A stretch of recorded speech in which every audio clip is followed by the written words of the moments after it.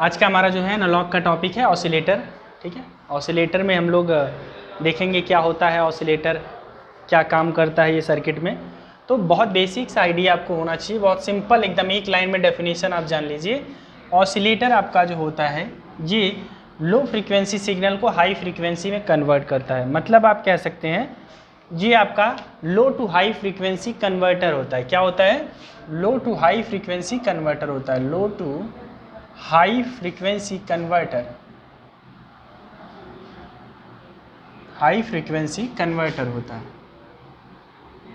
मतलब क्या है? ऑसिलेटर एक इलेक्ट्रॉनिक सर्किट होता है which converts the low frequency signal into the high frequency signal. मतलब ये कहाँ से कहाँ तक होता है? फ्यू हर्ट्ज से 2 मेगा हर्ट्ज तक का कन्वर्जन करता है। अब इसके अगर हम लोग बेसिक एकदम पैटर्न डेफिनेशंस की बात करें तो ये पहला ही लाइन होता है आपका कि oscillator is an electronics device which converts the low frequency signal into high frequency signal. बात क्लियर है? अब यहाँ पे इंपॉर्टेंट बात क्या हो जाता है कि जो आपका ऑसिलेटर होता है, ठीक है, ऑसिलेटर आपका बेसिकली एक ऐसा इलेक्ट्रॉनिक सर्किट होता है जिसमें ऐसा लोग कहते हैं कि there is a no inputs, इसमें कोई इनपुट सिग्नल नहीं होता। ये इनपुट पर उपस्थित नॉइज़ को हाई फ्रीक्वेंसी में कन्वर्ट करता है। मतलब कहीं कहीं पे ये आपको देखने को मिलेगा, ये ऑसिलेटर को बोला जाता है कि ऑसिलेटर एक सेल्फ जनरेटिंग सर्किट होता है। मतलब क्या है कि इसके पास कोई इनपुट नहीं दिया जाता इसको, ये इनपुट साइड पे उपस्थित नॉइज़ को हाई फ्रीक्वेंसी में कन्वर्ट करके ये आपको देता है। मतलब हाई फ्रीक्वेंसी में कन्वर्ट कर देता है। ये आप कह सकते हैं एक ऐसी इलेक्ट्रॉनिक्स डिवाइस जो विदाउट इनपुट्स आउटपुट जनरेट करती है। ठीक है, विदाउट इनपुट आउटपुट जनरेट करना मतलब हाई फ्रीक्वेंसी का सिग्नल जनरेट करना।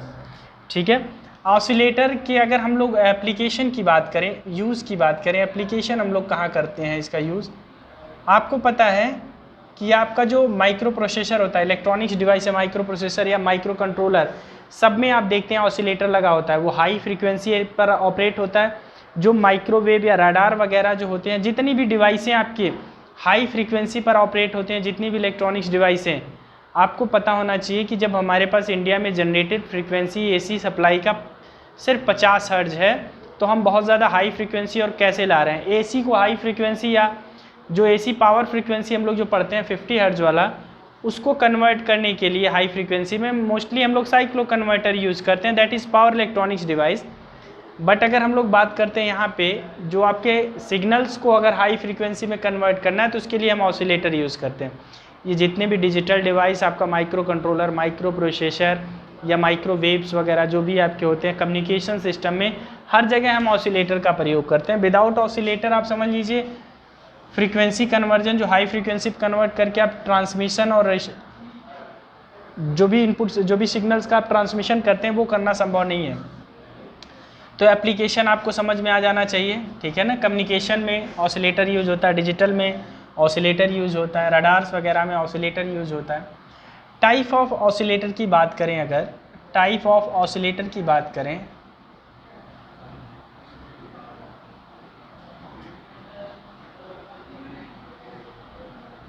टाइप ऑफ ऑसिलेटर का तो ध्यान रखिएगा, हम सामान्यतः जो ऑसिलेटर पढ़ते हैं वो 2 प्रकार का पढ़ते हैं। एक साइनोसॉइडल पढ़ते हैं, एक साइनोसॉइडल।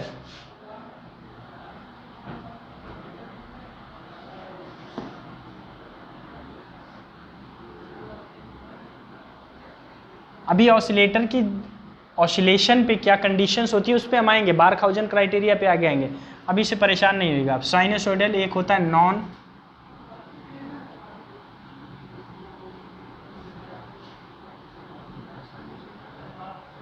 Non sinusoidal oscillator.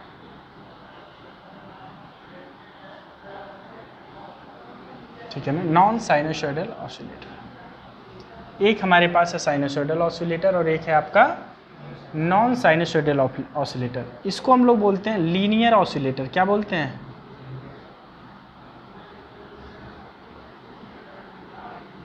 इसको बोलते हैं non linear oscillator.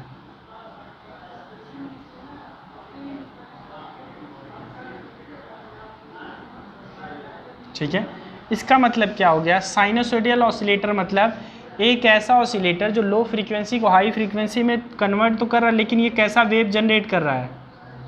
Sine wave. It always generates the sine wave. It generates the sine wave.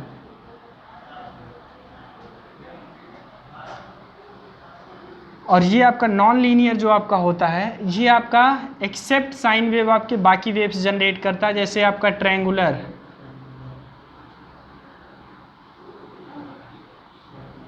Square, rectangular,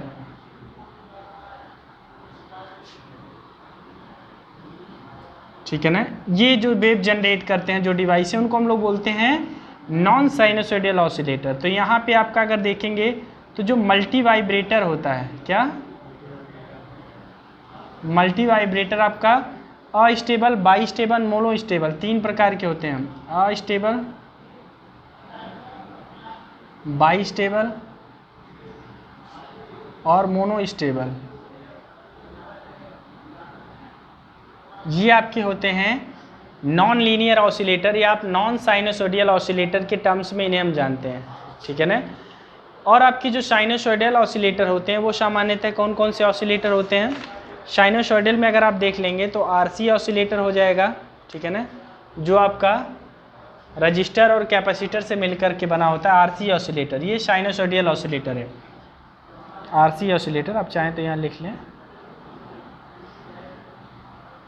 एक चीज़ ध्यान रखेंगे कि यहाँ पे हम जिस ऑसिलेटर के टाइप की बात कर रहे हैं, ये ऑसिलेटर के टाइप की बात कर रहे हैं, ये बेसिकली इनके वेव जनरेशन के आधार पर ही बोला गया है कि ये किस तरीके का सिग्नल जनरेट करेंगे. अब ऑसिलेशंस की अगर हम बात करें तो यहाँ पे ऑसिलेटर द्वारा जो प्रक्रिया अपनाई जाती है, ऑसिलेटर द्वारा फ्रीक्वेंसी जनरेट करने की जो प्रक्रिया होती है, उसे हम ऑसिलेशन कहते हैं. ऑसिलेशन कितने प्रकार का होता है? तो यहाँ पे अगर ऑसिलेटर के आधार पे हम ऑसिलेशन देखें तो 2 तरीके का ऑसिलेशन हम लोग पढ़ते हैं. तो टाइप ऑफ ऑसिलेशन अगर देखें,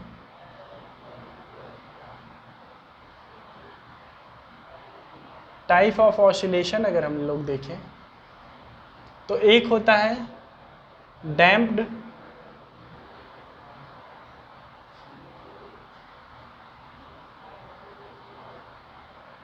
डैम्प्ड ऑसिलेशन, और एक होता है अनडैम्प्ड.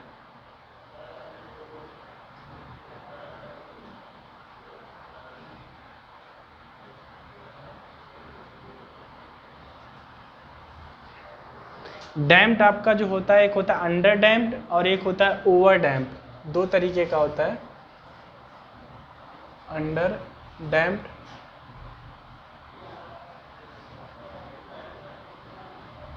ऑसिलेशन, और एक होता है आपका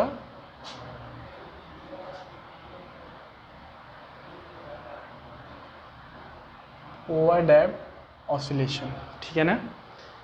तो हम लोग यहाँ पे ऑसिलेशंस के बारे में भी बात कर लें. सबसे पहले हम डैम्प्ड ऑसिलेशन की बात करें तो यहाँ पे हमारे पास जो डैम्प ऑसिलेशन होता है, अंडर डैम्प हम लोग ज़्यादातर यहाँ हम पढ़ने वाले हैं. कौन सा?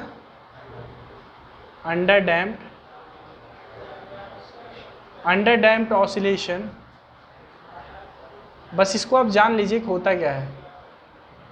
इसमें आपका क्या होता है कि कोई भी वेव होगा, ठीक है ना. ऑसिलेशन का मतलब होता है एक चीज़ एक पॉइंट के दोनों साइड पे घूमना. जैसे पेंडुलम की गति होती है, वो एक पोजीशन के दोनों साइड पे घूमता रहता है, वो ऑसिलेशन है. तो वैसे ही अगर हम ऑसिलेशन की बात करेंगे, अंडर डैम्प्ड का मतलब एक इस प्रकार का ऑसिलेशन जिसमें वेव अपने आप को चेंज करते हुए धीरे धीरे उसका मैग्नीट्यूड क्या हो रहा है, कम हो रहा है, और जा करके एक टाइम पे क्या हो जाए, 0 हो जाए. जा करके क्या हो जाए, समझ रहे ना बात को. इसको हम बोलते हैं क्या, कैसा ऑसिलेशन? इसको हम बोलते हैं अंडर डैम्प्ड. ये अंडर डैम्प्ड ऑसिलेशन देखिए, मैग्नीट्यूड धीरे धीरे कम हुआ है ना, और जाके फ्लैट हो जाता है, 0 होता है. अगर ओवर डैम्प की बात करेंगे तो ओवर डैम्प आपका, ये अंडर डैम्प्ड है. ओवर डैम्प मैं यही कर दे रहा हूँ, ये छोटे से शुरू होता है और ये धीरे धीरे क्या होता है, बड़ा होता जाता है. ये धीरे धीरे आपका जो है बड़ा होता जाएगा, ठीक है। और एक आपका जो होता है अनडैम्प्ड, या इसको बोलते हैं क्रिटिकली डैम्प, उसको क्या बोलते हैं, क्रिटिकली डैम्प। उसको आप यहाँ पे समझ लीजिए ज़रा सा, यहीं कॉर्नर में हम समझा देते हैं। जो आपका ये वाला होगा, इसके लिए आप जान लो कि इसके मैग्नीट्यूड में कोई परिवर्तन नहीं आएगा। मैग्नीट्यूड में हाँ ये होगा, ये मैग्नीट्यूड में कोई चेंज आपको देखने को नहीं मिलेगा। तो ये ऑसिलेशंस के टाइप आप जान लीजिए। अब जो यहाँ सर्किटरी में ऑसिलेशन जो हमारा होता है बच्चों, वो अंडर डैम्प टाइप का होता है, मतलब धीरे धीरे मैग्नीट्यूड कम होता रहता है। तो जब भी कोई ऑसिलेटर सिग्नल जनरेट करता है हाई फ्रीक्वेंसी का, तो वो जनरेशन तो कर देता है हाई फ्रीक्वेंसी का, लेकिन उसका मैग्नीट्यूड धीरे धीरे क्या होता है, कम होता रहता है। तो जब मैग्नीट्यूड कम होता रहता है, तो इसलिए उस पर्टिकुलर ऑसिलेटर में ये मैग्नीट्यूड कम ना हो, कंटिन्यूअस इसके बराबर बना रहे। इस काम को करने के लिए हम उसमें क्या कर देते हैं, पॉजिटिव फीडबैक दे देते हैं। क्या दे देते हैं, ये जो एनर्जी लॉस हो रही है, इस एनर्जी की कमी पूरा करने के लिए हम पॉजिटिव फीडबैक देते हैं ऑसिलेटर में। तो कभी भी पूछा जाए कि पॉजिटिव फीडबैक की क्या आवश्यकता होती है ऑसिलेटर में, तो वो कंडीशन होता है ऑसिलेशन का। तो ये पर्टिकुलर जो है आपका, इसलिए ये एनर्जी जो रिड्यूस हो रही है वो एनर्जी पॉजिटिव फीडबैक से उसको मिलती रहती है। तो ये बेसिक आइडिया आपको इसका थोड़ा सा होना चाहिए, ठीक है। इसको आप पहले इतना नोट करिए, फिर इसके आगे हम लोग चलते हैं। देखिए ऑसिलेटरी सर्किट हमारा जो होता है, एक ऐसा सर्किट होता है जो इलेक्ट्रिकल ऑसिलेशन प्रोड्यूस करता है of any desired frequency, of any desired frequency. अगर यहाँ पे हम फ्रीक्वेंसी की बात करेंगे तो उसकी frequency 1/2 pi under root LC आएगा, ठीक है ना। ये आपका जो जनरेटेड फ्रीक्वेंसी होगी, हम उसकी बात कर रहे हैं। ये कैसे ऑसिलेशन प्रोड्यूस करता है, क्या कॉन्सेप्ट है इसका, इसको हम लोग टैंक सर्किट बोलते हैं। जहाँ पे एक इंडक्टर और एक कैपेसिटर आपका पैरेलल में लग जाए इस तरीके से ना, तो उसको हम लोग टैंक सर्किट बोलेंगे या तो ऑसिलेटरी सर्किट बोलेंगे। क्या बोलेंगे, टैंक सर्किट या ऑसिलेटरी सर्किट। देखिए इसका मेन काम क्या होता है, आप देख रहे होंगे कैपेसिटर को, आपको पता है कि कैपेसिटर और इंडक्टर दोनों लॉसलेस कंपोनेंट होते हैं। इंडक्टर और capacitor they are not consume any kind of the active powers, ठीक है। ये एक्टिव पावर कंज्यूम नहीं करते, मतलब अगर ये प्योर इंडक्टिव या प्योर कैपेसिटिव है, मींस इनके पास जरा सा भी रेजिस्टेंस नहीं है, तो they are not lossy component. ये सिर्फ एनर्जी को स्टोर करते हैं, उतना डिलीवर कर देते हैं, कभी ये उसको क्या है, लॉस नहीं करते हैं। तो एक बात याद रखिएगा, ये आपके एक आइडियल कंडीशन में एक परफेक्ट ऑसिलेटरी सर्किट बन सकते हैं अगर इसमें ज़रा सा भी रेजिस्टेंस की प्रॉपर्टी ना हो। तो जब हम इसको हम क्या करते हैं, इस स्विच को इस पे रखते हैं, तो यहाँ पे आप देख रहे हैं एक बैटरी है, इसका प्लस टर्मिनल और माइनस टर्मिनल, ये बैटरी V वोल्ट की है, और V वोल्ट से कैपेसिटर आपका तुरंत क्या हो जाता है, चार्ज हो जाता है। और जैसे ही कैपेसिटर चार्ज होता है, इस स्विच को हटा देते हैं यहाँ से, और स्विच को हटा करके हम अगर इस पर लगा दें और इसको भूल जाएं, अब क्या हो जाए, बैटरी से सिर्फ एक बार लगाने की ज़रूरत है कैपेसिटर को, इसको हम भूल गए। अब होगा क्या कि यहाँ से करंट निकलेगा और इसमें जाएगा, और इसमें आपका जो होगा वो एनर्जी स्टोर होगी। आपको पता है कैपेसिटर एनर्जी किस फॉर्म में स्टोर करता है, इलेक्ट्रोस्टैटिक्स, मतलब आप क्या बोलेंगे उसको, हाँ, चार्ज के टर्म्स में, आवेश के टर्म्स में आपका इलेक्ट्रिसिटी को स्टोर करता है, और ये करंट के फॉर्म में।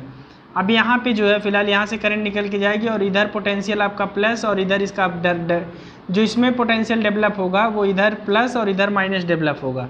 ये पूरी तरीके से डिस्चार्ज हो जाएगा इसके क्रॉस, और जब इसके क्रॉस डिस्चार्ज हो जाएगा और इधर ये पोलैरिटी का वोल्टेज आ जाएगा, तो फिर ये इसके क्रॉस डिस्चार्ज होगा, फिर इसकी पोलैरिटी चेंज हो जाएगी प्लस माइनस, फिर ये रिवर्स इसके क्रॉस, मतलब ये प्रक्रिया कंटिन्यूअस चलता रहेगा, एक बार इधर से, एक बार इधर से, एक बार इधर से।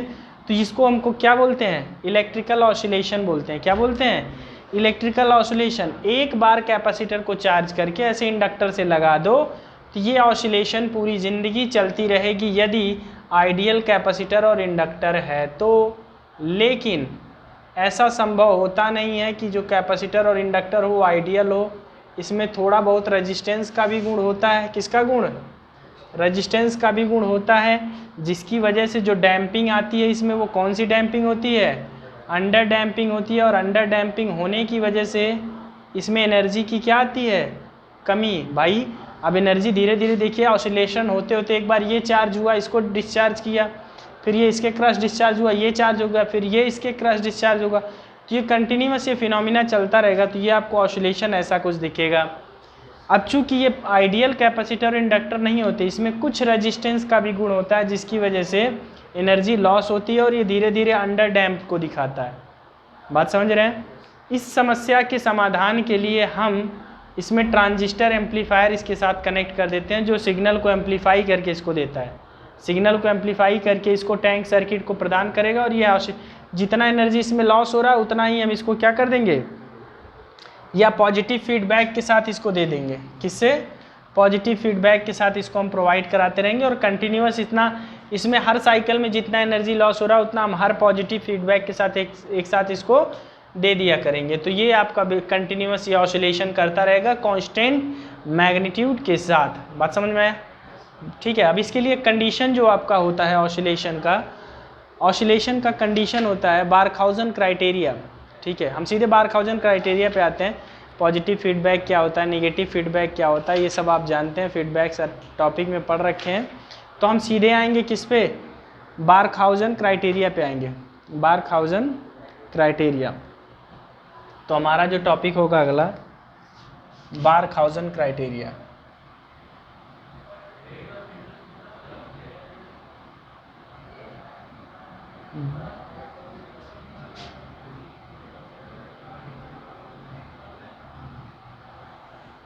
इसके हम बारखाउजन क्राइटेरियंस की बात करेंगे। बारखाउजन क्राइटेरियंस समझ रहे हैं? बारखाउजन क्राइटेरिया क्या कहता है? बारखाउजन क्राइटेरिया ये कहता है कि for the ideal oscillation, perfect oscillation, दो कंडीशन सेटिस्फाई होना चाहिए।